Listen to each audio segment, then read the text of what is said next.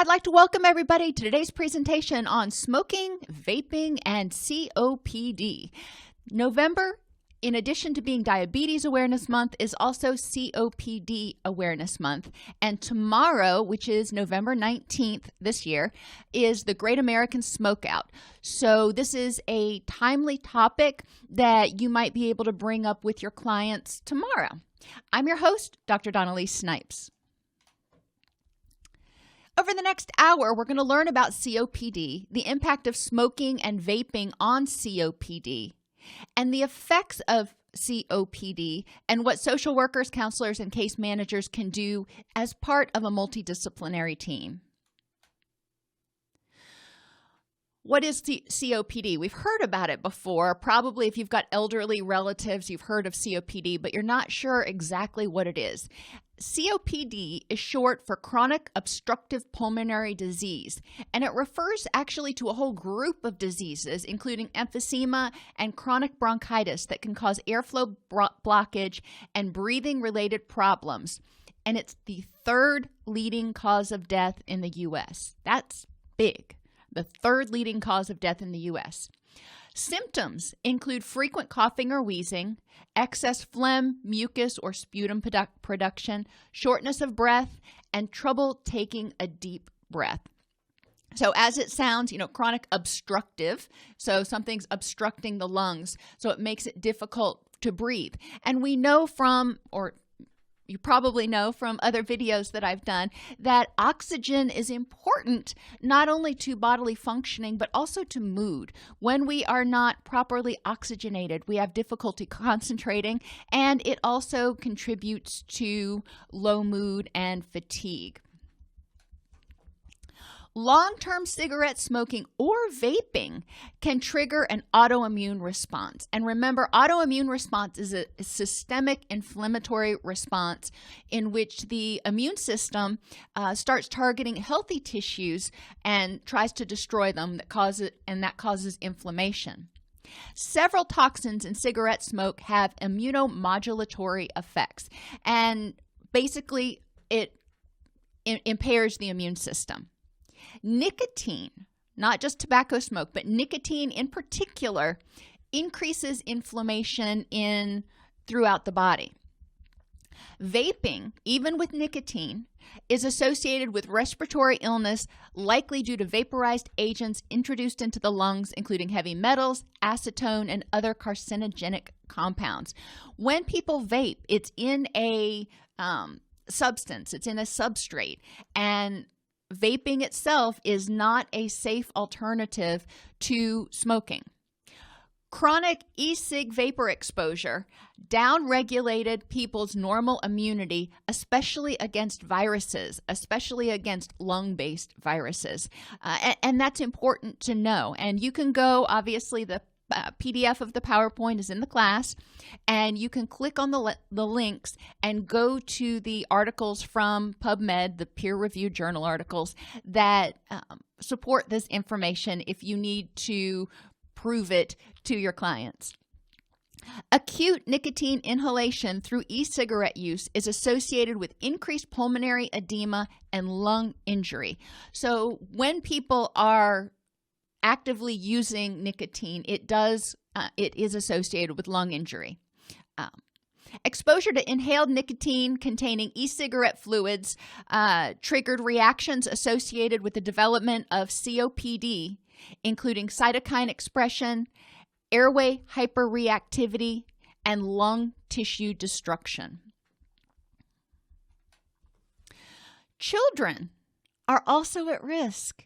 And this is something we need to make sure that everybody knows. Children are more at risk of development of COPD later in life if they're exposed to nicotine, not just tobacco smoke, but if they're exposed to any nicotine in utero or via secondhand smoke. So children that are in the car with you or in the house with you when you're smoking. Secondhand nicotine aerosol from e-cigs expose bystanders to nicotine, heavy metals, ultrafine particulates, volatile organic compounds, and other toxicants. So secondhand nicotine aerosol from e-cigs has a similar effect as secondhand smoke from cigarettes, according to the research.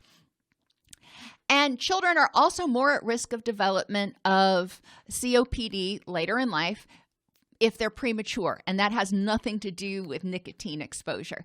My daughter was born premature, and when she was first born, the surfactants that helped her lungs expand and collapse, that gave them the ability for the tissues to slide against each other, weren't there. So she had a hard time breathing at first. Premature infants and even older adults, especially immunocompromised older adults, are also at more risk of a virus called RSV, which can also cause damage to the lungs. When we're talking about COPD, there are 4 stages of severity and 4 groups at each stage. When you're working with a client, it's helpful to understand the different stages so they can say that I am, at stage 1,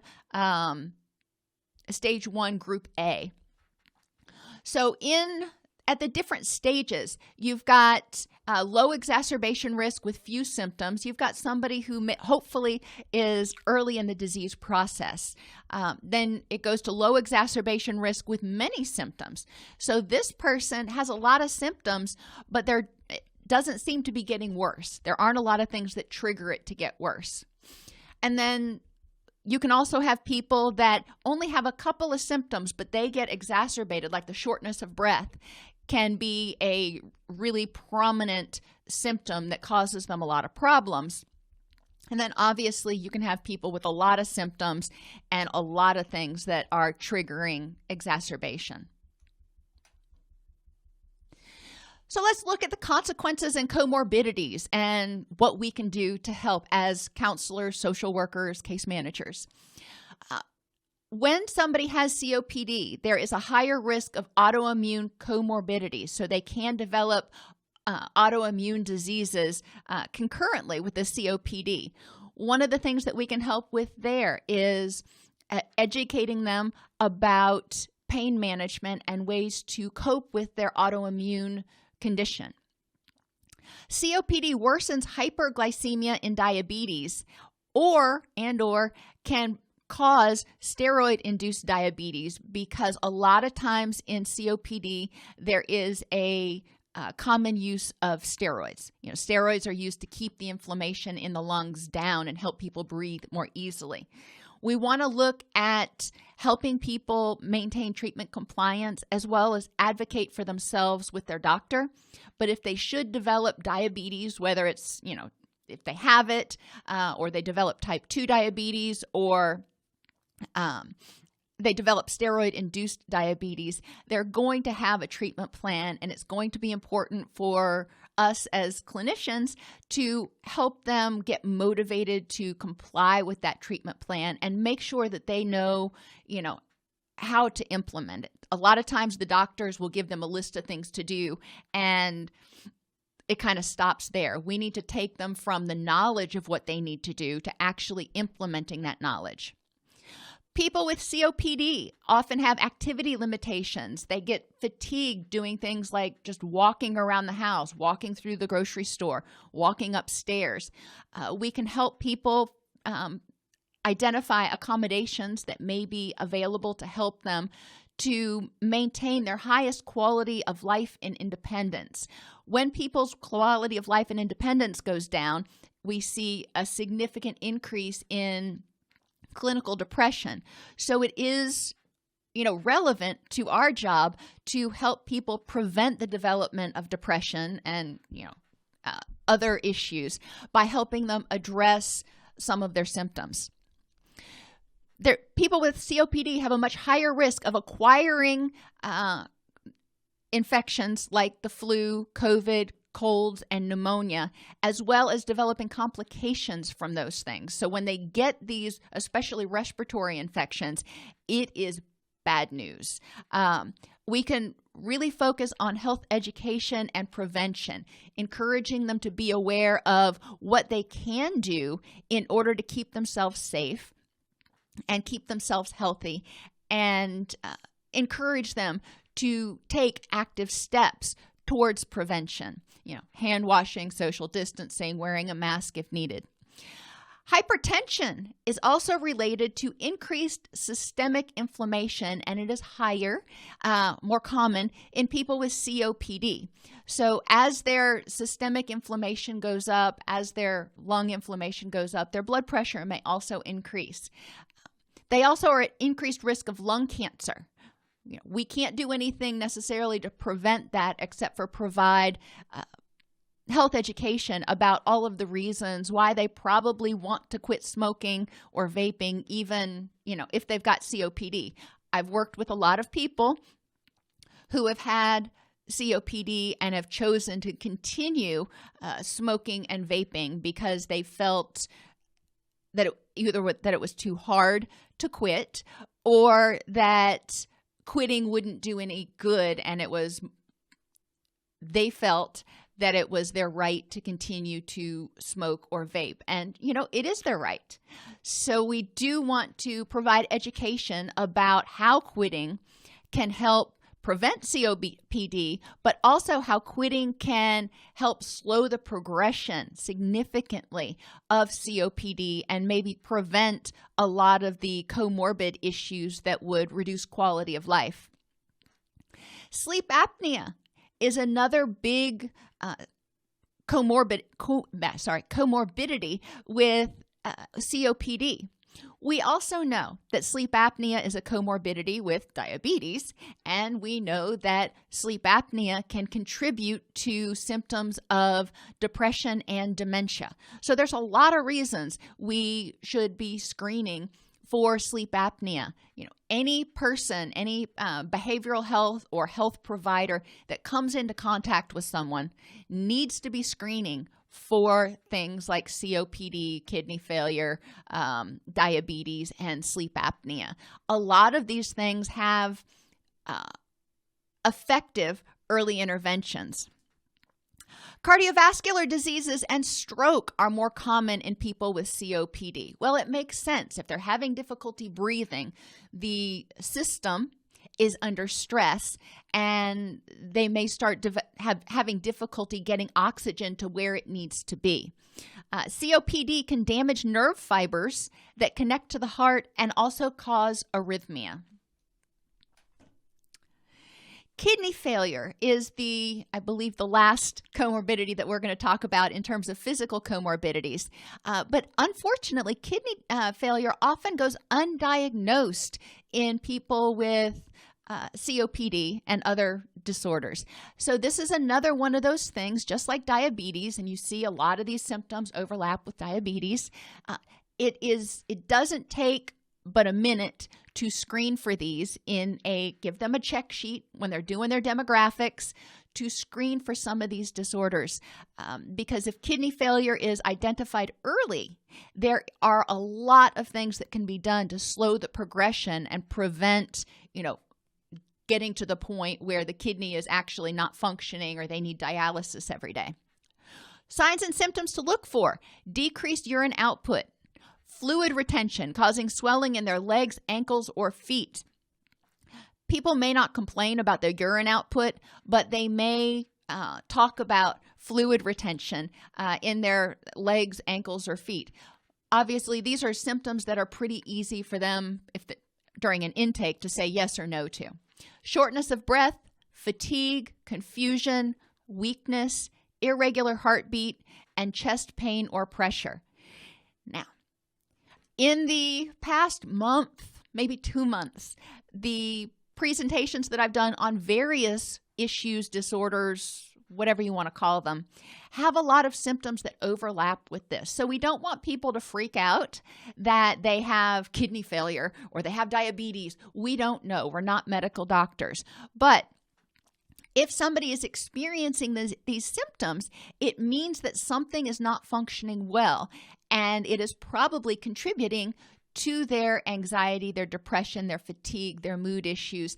Let's rule out any physiological causes, or if there are any, let's address them, because no amount of talk therapy is going to help them feel better if one of the primary causes of their symptoms is kidney failure. Now, talk therapy can help because they've probably also developed negative attitude, unhelpful cognitions, that kind of thing. But it is not going to solve the underlying issue. Affective consequences and comorbidities. Depression is significantly higher in patients on long-term oxygen.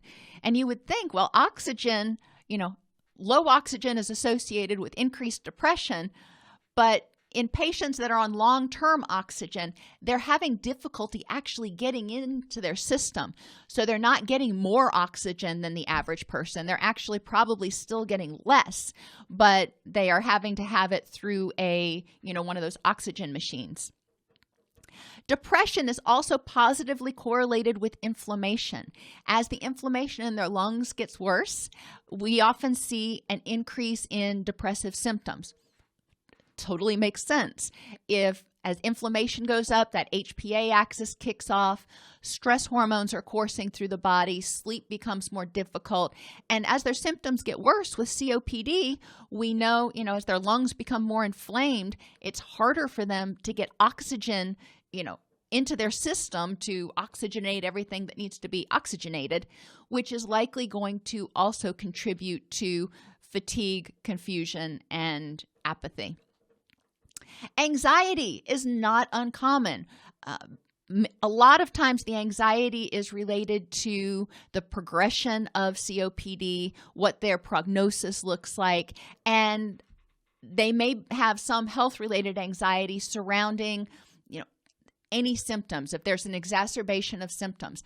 And we do need to help people address that so they're mindful and they're aware when their symptoms increase, but they also don't automatically assume the worst case scenario. So whenever they have an exacerbation of symptoms, we go back to FCP. What are the facts in this situation? If my urine output is decreased, how much did I have to drink yesterday? Think about the facts of the situation.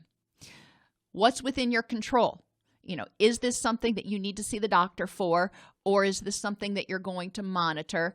If your urine output is down, for example, maybe, drinking some fluids, and if things get back in order, being aware of that and then telling your doctor the next time. What are the things within that person's control? And what is the probability that the disease, this symptom, is indicating the disease is rampantly out of control? And most of the time, the probability of that is very, very slim. So it's important for them to, really focus on those facts and not use catastrophic thinking. We need to help people process their grief. When they're diagnosed with COPD, we know COPD is a life-limiting illness. We know that COPD not only, takes years off your life, but also limits the things that you can do. And so people's lives are functionally changed. And for most people, there is a grieving process that they've got to work through in order to embrace this new vision of life with their disability. Cognitively, we will often see increased cognitive decline in patients with and without hypoxemia. So what that means is, even in patients that aren't having to be on long-term oxygen, people with COPD evidence more rapid cognitive decline than people without. There are things that they can do in order to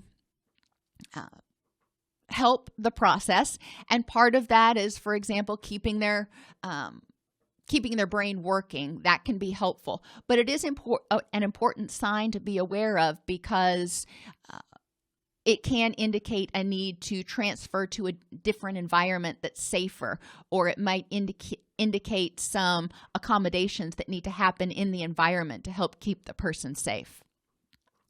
Confusion is kind of part of cognitive decline, but not always.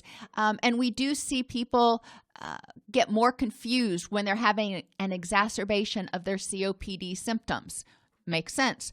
Brain's not getting enough oxygen, so the person starts to get kind of confused. Environmentally, People may need portable oxygen, and they may have difficulty with their activities of daily living. Depending on how advanced their condition is, they may need help with things like bathing and cooking and shopping and laundry, or they may not. But it is important to assess to make sure that they're able to engage in the basic ADLs. And if they can't, we need to figure out how we can help them meet that need. Portable oxygen is something probably the physician is going to handle, or the nurse case manager, but we do need to talk with them about the portable oxygen, because there are times when it's not safe to have portable oxygen. I know there was one client that I worked with who had concurrent schizophrenia, and he had a hard time remembering that it wasn't safe to smoke in the same room where his oxygen tank was. So we do need to recognize and advise patients about safeguards with portable oxygen. And interpersonally, as somebody's activities become more confined because they have less energy, because it's harder for them to breathe, they may become more isolated. If they used to go out all the time and go hiking or go to the gym or whatever they used to do that used to be super active, they may not be able to do that anymore. So the friends with whom they used to do that may not be engaging with them as much anymore. So it's important for us to help them identify their friends and figure out ways that they can still connect with those people in a meaningful way, even if they can't do the things they used to do. Nearly twice as many people with COPD have diabetes. It's an interesting statistic. COPD increases the incidence of diabetes due to physiological changes in the body like inflammation, resistance to insulin, and weight gain. When people can't move as much, a lot of times they put on some weight. But the inflammation and the insulin resistance I thought was very interesting. And so we need, if we're working with a client with COPD, likely we are seeing them more than their primary care physician. We are probably seeing them more than most of their medical providers. So if you're seeing them every week, it's important to also continue to screen and just keep an eye out for worsening of symptoms or symptoms of diabetes that seem to be showing up. Regular use of systemic corticosteroids like dexamethasone increases the risk of developing diabetes by 34%. Now, we've heard a lot about dexamethasone with COVID, and it has its place, and short-term use doesn't seem to increase the risk of diabetes, but long-term daily use does. Diabetes also increases the occurrence of lung infections and worsening COPD symptoms, causing an increase in flare-ups. You remember from the diabetes presentation that diabetes can harm nerve endings and slow wound healing. So as people's immune system becomes more compromised because of diabetes, they're more likely to get lung infections. Those lung infections will cause a worsening of the COPD symptoms. When my daughter was little, I told you her lungs didn't work right when she was first born. And, my son actually called her squeaker for the first, 7 years of her life, I think, because she couldn't cry. She didn't have the lung capacity to cry when she was an infant, so she would squeak. And, he thought it was adorable. He was 4 at the time. He didn't really realize that that was a problem. But anyway, I digress. Whenever, because of that, when Haley would get sick, anytime she would get a lung infection or a virus of some sort, it would, every time, without fail, become either bronchitis or pneumonia. And we would end up in the doctor's office and she would be tented, and, it was a major big deal. And because of that, she wasn't able to go to daycare because she was too susceptible to those kinds of infections. So we do need to be cognizant that people with lung problems, may have, that may have ramifications. If, for example, grandma has COPD, or mom or whomever, working in an office may not be something that they can really do because they're so susceptible to other infections that are out there. Prevention. As a behavioral health professional, we can improve outcomes through primary prevention. We can get out there and provide health education to help people never start using. We can do this in our lobbies. We can do this in outreach seminars. We can do this, it's a great advertising, that's marketing thing, to go out to, street fairs and festivals and things like that and get a booth and provide information about wellness and health prevention. Has all of your logo stuff on it. And so people, if they ever have a need, have your contact information. Provide them things that are useful when you're there, such as, reasons not to start smoking. In primary prevention and anything else, motivational interviewing says that we should use the FRAMES method. Provide people feedback about the risks and benefits of what they're doing. Yes, when you're smoking, it may help you feel less anxious, but let's look at the risks here. Put the responsibility for change squarely on their shoulders. They are the ones that have to decide to do it. Provide advice and a menu of options should they decide to change. Provide empathy. Stopping smoking, stopping vaping, quitting nicotine is really, really hard. So we want to be empathetic and compassionate because people may relapse. They may not be successful their first time. And provide support. Make sure that we're there to provide, not only empathic support, but also help them connect with other resources that they need, such as the American Cancer Society or their physician, where they can access some of the nicotine replacement therapy, and where can they go to access, support groups. Secondary prevention is when we help them slow the progression by helping them quit. And again, you want to put that FRAMES thing to work. And tertiary prevention is health education and motivation to prevent complications and comorbidities. We want to help people prevent the development of diabetes if they can by managing their weight and taking active steps that they can to reduce their risk. We want to help them, be motivated to be compliant with, recommendations for preventing high blood pressure and being compliant with any doctor's recommendations that may come along. If some of these comorbidities start to pop up, we want to encourage them to be motivated to be compliant. If they start having multiple comorbidities, it can start to feel overwhelming. I remember my grandmother, she didn't have COPD, but she had a variety of different medications she needed to take, and she would get very confused and very frustrated when she had to sort out her meds. I think these services now that provide pill packs are invaluable for increasing people's independence for a period of time, because it helps them remain independent even if they start having a bunch of medications, so they don't get confused and so they can stay healthy. Physically, we need to increase motivation and treatment compliance with things like exercise. And you may be thinking, what? Exercise with COPD? That was my first thought. Exercise as permitted by the physician. We're not going to have them go out and walk 3 miles. That is not what we're talking about. But recommended exercise provides better blood flow and oxygen supply to the brain and releases molecules that can help repair the brain. So it's important for people to go out there and get some level of aerobic exercise.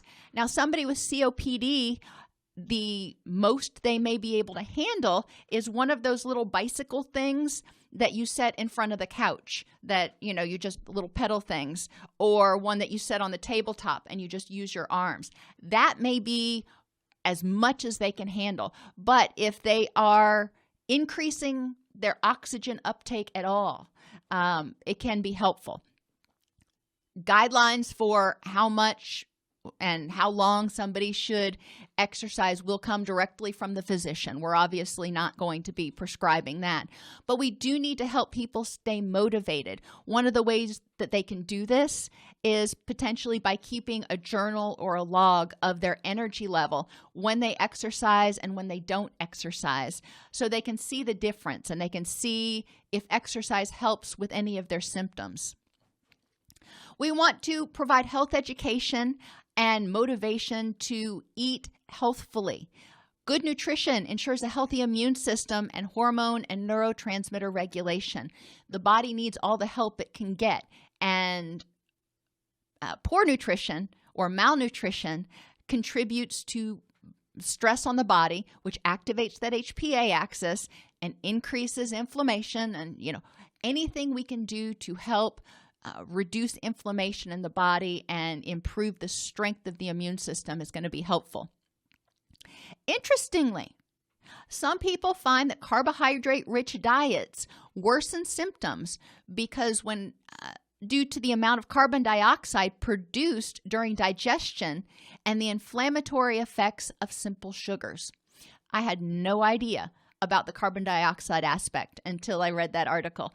So I thought that was interesting. We are not dietitians. We are not going to recommend that.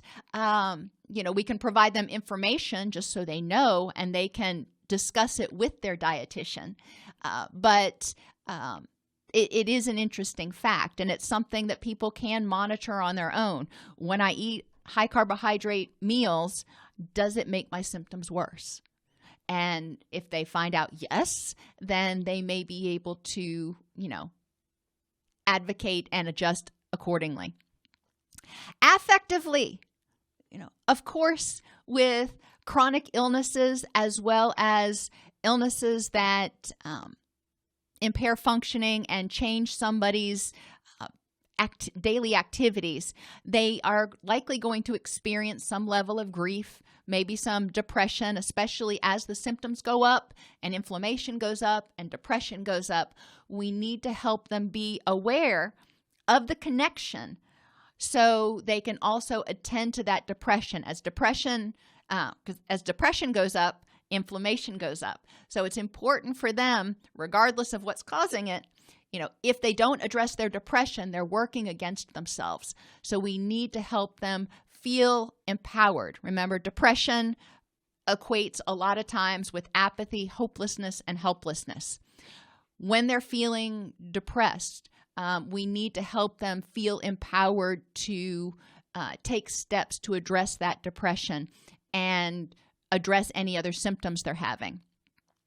We want to help them manage stress so that HPA axis is not hyperactivated. We want to help them, be able to feel calm and relaxed.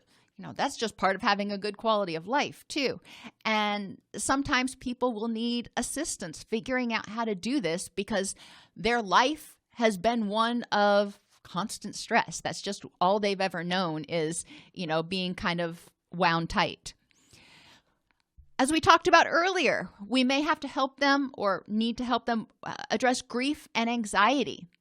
Although COPD is a life-limiting illness, many patients will have other comorbidities that ultimately lead to their death. So if we can help them prevent these comorbidities, then it's likely that that's going to extend their quality, their lifespan, as well as improve their quality of life. Cognitively, engaging in brain-stimulating activities can be helpful to get the brain working and staving off dementia and cognitive decline as much as possible. Environmentally, it's important to ensure the person has adequate oxygen. If they need a portable oxygen device, okay. When they travel, making sure that they have oxygen with them and they're not going to run out. And that's, a lot of these things have a significant case management component, but we got to do what we got to do. Social distancing, hand washing, and masks as needed. We need to emphasize these things for people with COPD so they understand the impact and how their environment can be limiting to them, but also what they can do so they don't feel confined to their home. So they feel like they can go out and be safe. And hand washing obviously is great, but also if they have COPD, keeping hand sanitizer with them. There are things that they can do. Masks can be very helpful during flu season or if they're interacting with children, not necessarily even during flu season or during COVID, but children. And if you've had children before who've been in school, you know that you get sick a lot more because they have these little bugga-buggas that we were never exposed to, and they bring them home and help us develop immunity by getting us sick. And children, bless their little hearts, they are just not as fastidious about hand washing as others, as adults are. So it is important if people are around, have COPD and they're around children, obviously try to get the children to, be more aware of their hygiene, but help the person with COPD take steps as needed. Supportive living sometimes needs to be discussed as the disease progresses, and if people have difficulty engaging in activities of daily living. Sometimes they are able to, live, in a small apartment or something and have a caregiver come in once a day to help them with bathing and cooking and things like that. Other times it gets to the point where in order to get their basic needs met, they really need to be in some other environment where there is regular on-site care. Now, there are a variety of different environments that people can live in. There are, buildings where people have their own apartment and they have their own kitchen and everything. They can have a lot of independence and still be in a community where there is 24-hour medical care. So it's important to figure out what the person needs and what is going to work for them. Relationally, it is really important, as I talked about earlier, to make sure that they're engaging with others to reduce their isolation. We don't want them to become agoraphobic because they're afraid of all the germs out there. We don't want them to become depressed because they can't go, hiking or biking or traveling with their friends anymore. We want to help them figure out how to maintain as much independence as possible, but also how to maintain those important connections. Maybe their friends need to come to their house now, or, what compromises can we help them work with so they are so they feel as happy and fulfilled as possible. COPD is mostly preventable. There are some conditions that people may get from illnesses or whatever that could develop into that chronic bronchitis. But a lot of COPD comes from smoking and vaping. As a clinician, it falls under the heading of Beneficence for us to advocate for a smoke-free, nicotine-free environment. And remember that a lot of times people say, well, vaping is so much safer because it's, you're not burning the tobacco leaves. Well, vaping has a lot of stuff in the substrate, but it's also providing very concentrated amounts of nicotine. And nicotine in and of itself is inflammatory and could cause problems. When working with clients, it's important to screen for COPD and diabetes and kidney failure because it often goes undiagnosed until the person is in the later stages of the disease. They may just think they have a cough. My mother was a heavy smoker, and she had a little bit of a cough. My uncle he's a better example because he actually did have COPD and died of lung cancer. But we always just thought it was a smoker's cough and we dismissed it. That is not what we want to be doing. Smoker's cough indicates that there's a problem, and there are things that we can do or things that the person can do in order to significantly slow the progression of COPD.